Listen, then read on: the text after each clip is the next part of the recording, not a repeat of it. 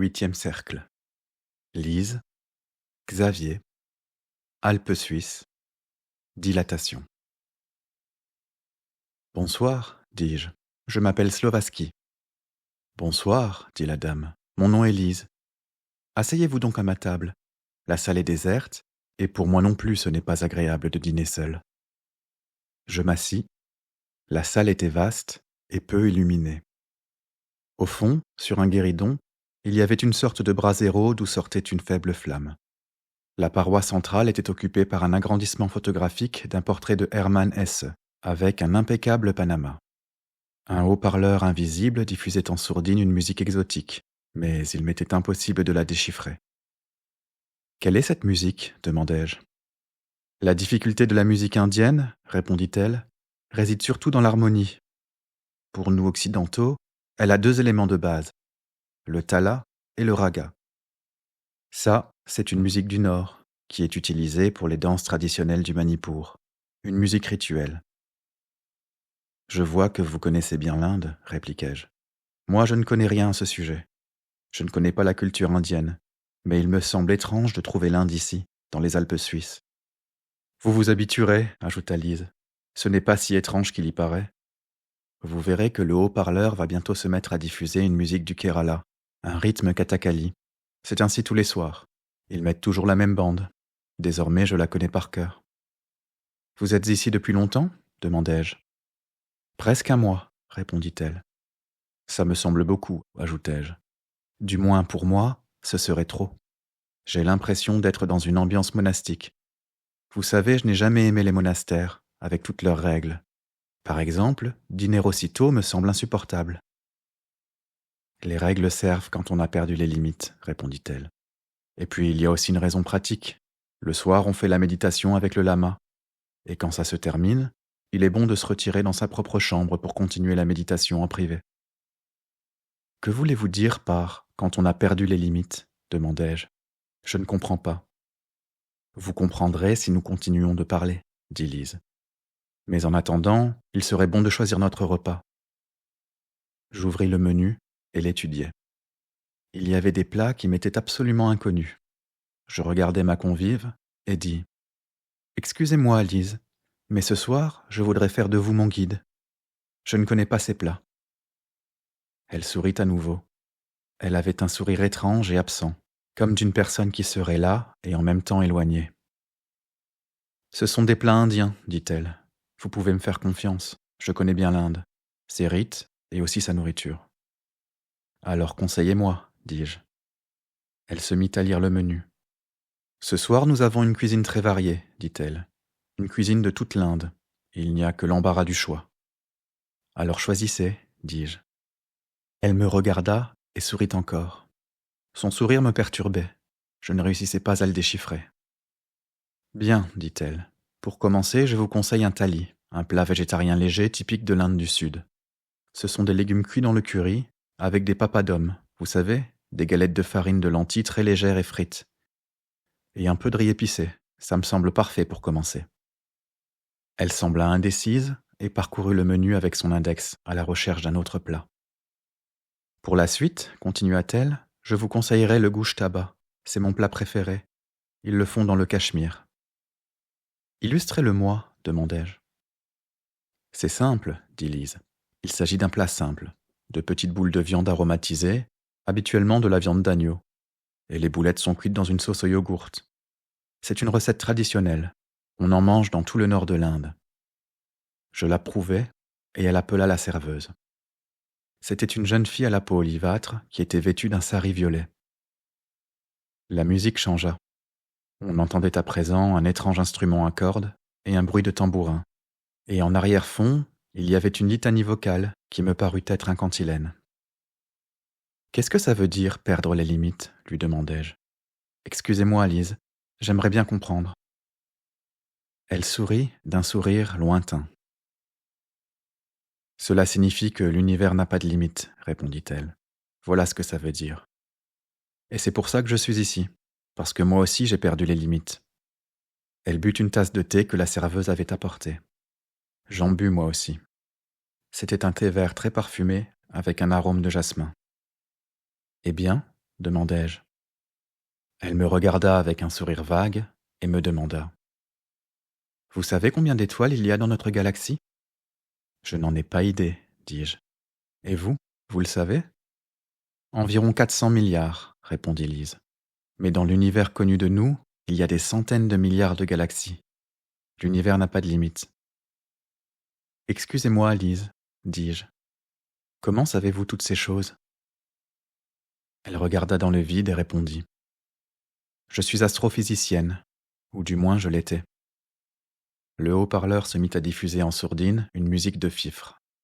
C'étaient des notes aiguës et presque insupportables, mais parfois déchirantes. Je regardai le portrait de Hermann Hesse, et il me parut que lui aussi souriait d'un sourire lointain. Lise alluma une petite cigarette indienne, de celle très parfumée, faite d'une seule feuille de tabac. Il y a de nombreuses années de cela, j'avais un fils, dit-elle comme si elle ne parlait pas avec moi, mais avec le vide qu'elle semblait avoir devant elle. Et la vie me l'a emporté. Je me tus et pris à mon tour une de ses cigarettes. Je notai qu'elle s'appelait Ganesh. Sur le paquet se trouvait une divinité en forme d'éléphant. J'attendis qu'elle continue. Je l'avais appelé Pierre, reprit-elle, et la nature avait été ingrate avec lui. Elle ne l'avait pas doté de certaines facultés, mais il avait une forme d'intelligence à lui. Il fallait simplement comprendre cette forme d'intelligence.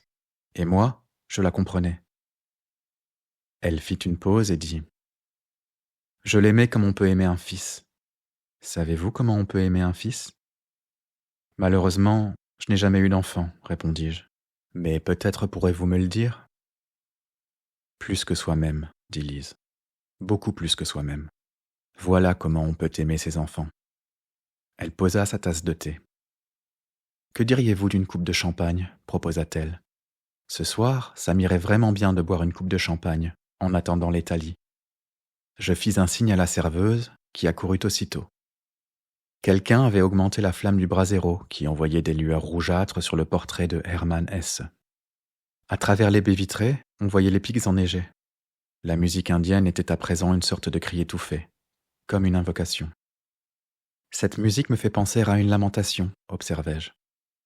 Les hindous savent bien ce qu'est la lamentation, dit-elle, et ils le reflètent dans leur art. Au fond, je suis en train de faire une lamentation, ou une invocation, mais nos paramètres occidentaux font que je m'exprime avec les paroles des hommes.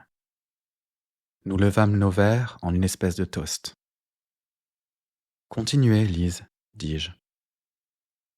Il avait une propre forme d'intelligence, continua-t-elle, et je l'avais étudiée, et l'avais comprise. Par exemple, nous avions trouvé un code, un de ces codes que les écoles pour les enfants tels que mon Pierre n'enseignent pas, mais qu'une mère peut inventer avec son propre fils.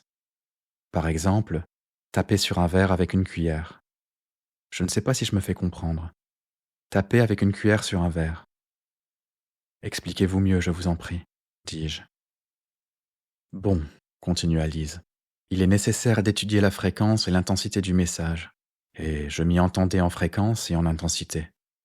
Cela fait partie de mon métier, consistant à observer les étoiles à l'Observatoire astronomique de Paris. Mais ce n'est pas tellement ça qui me guida. C'est plutôt que j'étais sa mère, et qu'on aime un fils plus que soi-même. Je comprends, dis-je. Et alors? Notre code fonctionnait parfaitement, continua-t-elle. Nous avions étudié une langue que les humains ne connaissaient pas. Il savait comment me dire « Maman, je t'aime ». Je savais comment lui répondre « Pierre, tu es toute ma vie ». Et aussi des choses plus simples, plus quotidiennes, ce dont il avait besoin, s'il se sentait heureux ou malheureux, parce que je dois vous dire que ces personnes avec qui la vie a été ingrate savent comme nous ce que sont le bonheur et le malheur, la tristesse, la mélancolie, la joie. Tout ce que nous éprouvons, nous superbes et misérables êtres qui nous croyons normaux. Elle finit de boire son champagne, nous commençâmes de manger, et elle continua. Je ne sais pas pourquoi je vous raconte tout ça, à vous dont je ne me rappelle même pas le nom. Slovaski, répétai-je, je m'appelle Slovaski. Bien, monsieur Slovaski, dit Lise. Un jour, la vie m'enleva mon fils, car en plus d'être ingrate, la vie est aussi malveillante. Elle regarda de nouveau dans le vide, comme si elle n'avait personne devant elle. Vous, qu'auriez-vous fait? Me demanda-t-elle. Je ne sais pas, répondis-je. Il est très difficile de répondre à une question comme celle-là. Alors vous, qu'avez-vous fait? Lise émit un petit soupir. Pendant la journée, j'errais dans Paris, répondit-elle. Je regardais les vitrines, les personnes habillées qui marchaient, les gens assis sur les bancs des parcs publics. Je passais devant le café de Flore et regardais les personnes autour des petites tables qui se parlaient. Et je me demandais pourquoi il y avait sur la planète Terre une vie organisée d'une façon que je ne comprenais pas. Je ne sais pas si je réussis à bien m'expliquer. Tout me semblait un théâtre de marionnettes, et je passais mes nuits à l'observatoire, mais ces télescopes étaient désormais insuffisants pour moi.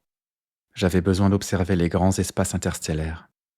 J'étais là sur la Terre, j'étais un minuscule petit point qui voulait étudier les limites de l'univers.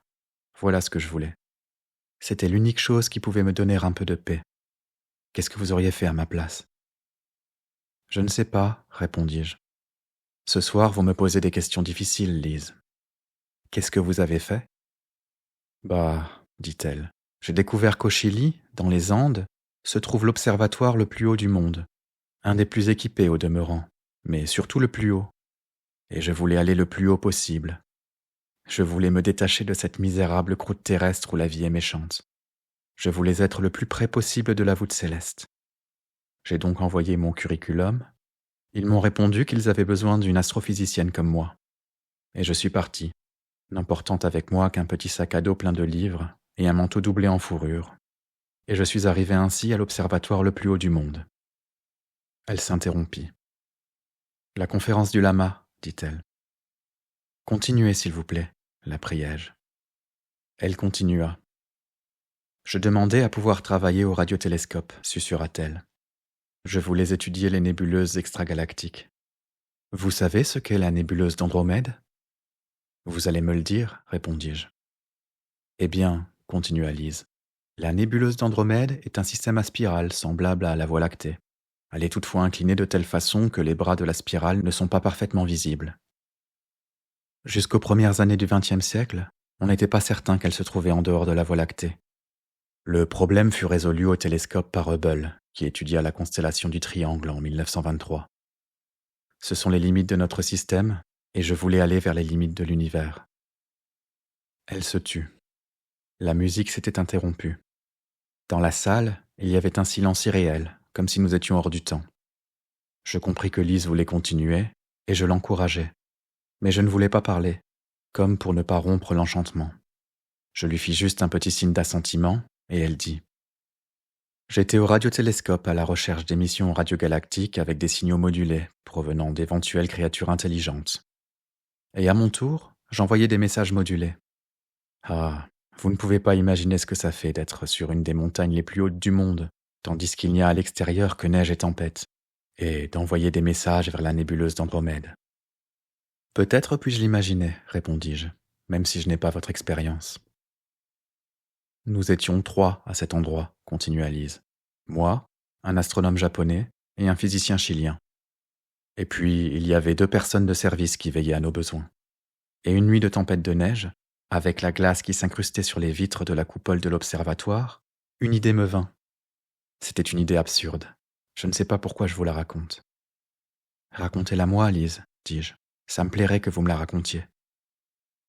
C'était une idée vraiment folle, dit-elle. J'envoyais des messages modulés et je cherchais une modulation que j'avais dans le cœur. Je choisis un code qui m'était cher. Je le traduisis dans la modulation mathématique et je l'envoyais. Elle sourit de son sourire absent et répéta.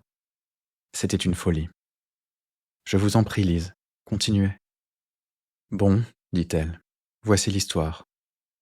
Je ne sais pas si vous vous en rendez compte, mais pour envoyer un message en direction de la nébuleuse d'Andromède, en comptant les années-lumière, il faut 100 ans de notre calendrier. Bref, un siècle. Et pour avoir une éventuelle réponse, il faut une autre centaine d'années, un autre siècle. Peut-être l'éventuelle réponse au message bizarre que j'avais envoyé allait-elle être recueillie par un astronome du futur qui ne me connaîtrait pas et qui ne saurait rien de moi. Elle s'arrêta un instant, me regarda cette fois fixement dans les yeux et dit « C'est absurde. Vous allez peut-être penser que je suis folle. » Je ne le pense pas du tout, Lise, la rassurai-je. Je crois que tout peut arriver dans l'univers. Continuez. C'était une nuit de tempête de neige, continua-t-elle. Les cristaux de glace se condensaient sur la vitre. J'étais là, immobile, devant le radiotélescope, comme quelqu'un qui a commis une absurdité.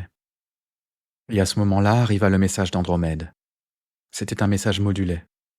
Je le passai au déchiffreur et le reconnus immédiatement. La même fréquence, la même intensité.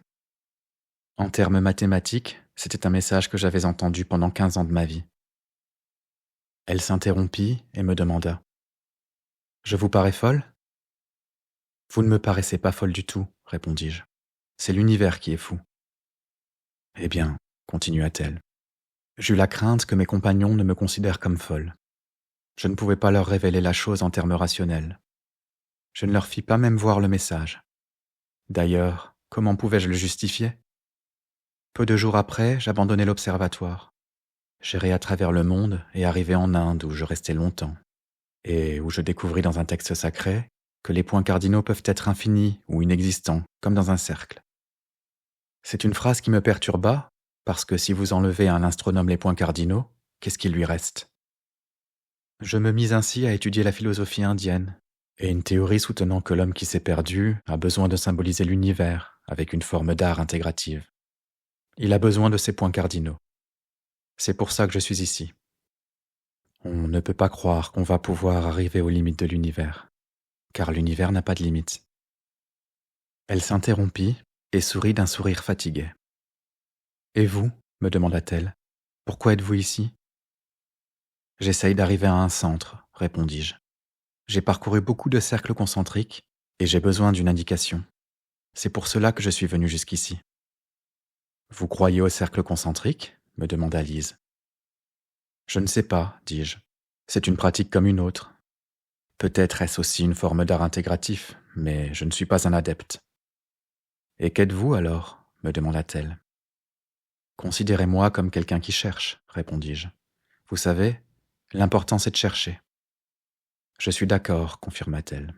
L'important c'est de chercher. Peu importe qu'on trouve ou qu'on ne trouve pas. » La salle de conférence, comme l'indiquait le panneau en anglais, était au 2e étage.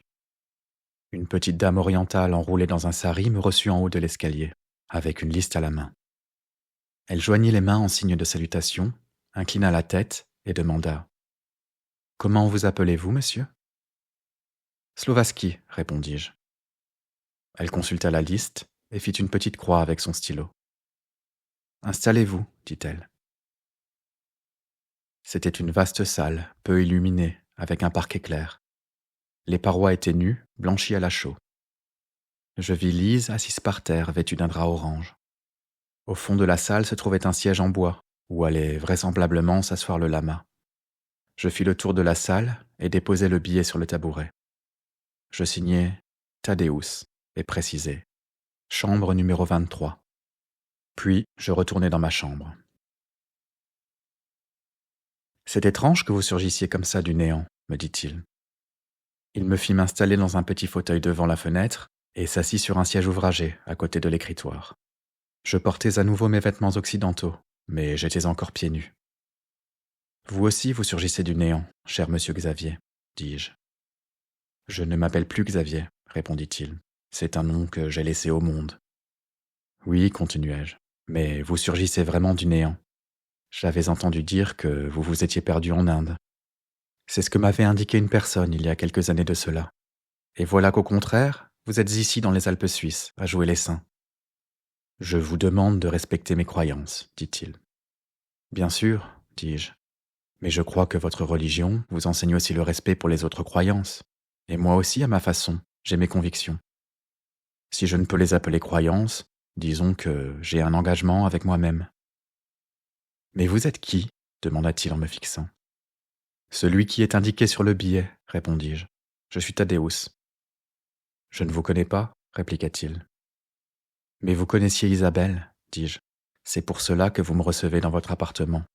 Le nom d'Isabelle a éveillé votre curiosité. Isabelle appartient au passé, répondit-il. C'est possible, dis-je. Mais je suis ici pour reconstruire ce passé. Je suis en train de faire un mandala. Pardon ? dit-il. Exactement ça, confirmai-je. Vous y connaissez certainement en mandala. Disons que le mien est une espèce de mandala à sa manière, mais les cercles se resserrent. Je les ai dessinés, ou mieux, je les ai parcourus un à un. Et il en ressort une étrange figure, savez-vous? Mais je suis en train de me rapprocher du centre. Qui vous a dit que j'étais ici? Me demanda-t-il. C'est un poète qui me l'a dit, répondis-je. Ou plutôt, le fantôme d'un poète. Vous parlez de manière chiffrée, me répondit Xavier. Vous aussi, dis-je. Vous aussi, vous me semblez fuyant, comme si vous aviez peur de vous confesser. Je n'ai rien à confesser, affirma-t-il. Puis il continua. Du reste, je ne vois pas pourquoi je devrais vous raconter, à vous que je ne connais pas, la vie d'une personne que j'ai connue quand je fréquentais le monde. Tout simplement parce que Isabelle vous a parlé de moi, repris-je. Il se tut et regarda les montagnes. Vous seriez prêt à jurer qu'Isabelle ne vous a jamais parlé de moi? Le pressai-je. Je ne jure pas devant les inconnus, répondit-il. Et au demeurant, ma religion m'interdit de jurer. Il y avait dans ses yeux une lumière étrange qui me parut fuyante, comme une sorte d'omerta, comme s'il voulait se soustraire à un devoir ou à un souvenir. J'aurais voulu l'appeler Monsieur le Lama, mais je n'osais pas user de mon habituelle arrogance. Je lui dis « Écoutez Xavier, vous pouvez me donner de ses nouvelles. D'une certaine façon, vous savez quelque chose sur Isabelle, ou vous l'avez su. Aidez-moi à arriver jusqu'à mon centre. » Il prit une feuille sur l'écritoire et commença à dessiner avec des crayons de couleur. Je l'observais en silence. Je le laissai faire. Il mit au moins un quart d'heure. Puis il me tendit la feuille. C'était un double cercle dans lequel était écrit « Parthénope », je vague, distraitement, abandonné. Tout autour était dessinée la lune dans ses différentes phases, et au centre se trouvait la lune avec un grand visage tout rond, comme dans les dessins ingénus. Elle était de couleur vermillon. Je demandai « Parthénope, qu'est-ce que ça veut dire ?» Il me regarda d'un air qui me parut ironique. « À présent, Parthénope me garde, glissa-t-il, comme dit l'épitaphe. » Je dis « Parthénope, c'est Naples, c'est en Italie. Qu'est-ce qu'Isabelle faisait en Italie? Excusez-moi, monsieur le lama, mais ça me semble incongru. » Il remit en place le drap coloré qui lui couvrait les épaules. Il me sourit d'un sourire ineffable et susurra. « Nous avions des liens avec Naples. » « Oui, répliquai-je. Mais qui dois-je chercher? À qui dois-je m'adresser? » Il regarda dehors par la fenêtre. La nuit tombait. Il me sembla entendre mugir une vache, et tout me parut absurde. « Les mandalas doivent être interprétés, dit-il d'un air savant, sans quoi il serait trop facile de chercher le centre. Regardez bien au centre, il y a une lune que je vous ai dessinée. Interprétez-la à votre gré. J'espère que la sensibilité vous guidera. Et rappelez-vous une chose, la phrase que j'ai écrite est un mot d'ordre, ou du moins, à l'époque c'était un mot d'ordre. Vous aussi, vous vaguez distraitement abandonné. Et à présent, vous voudrez bien m'excuser. Ma méditation m'attend. » Il ouvrit la porte et je sortis dans le corridor, sans même avoir le temps de le saluer.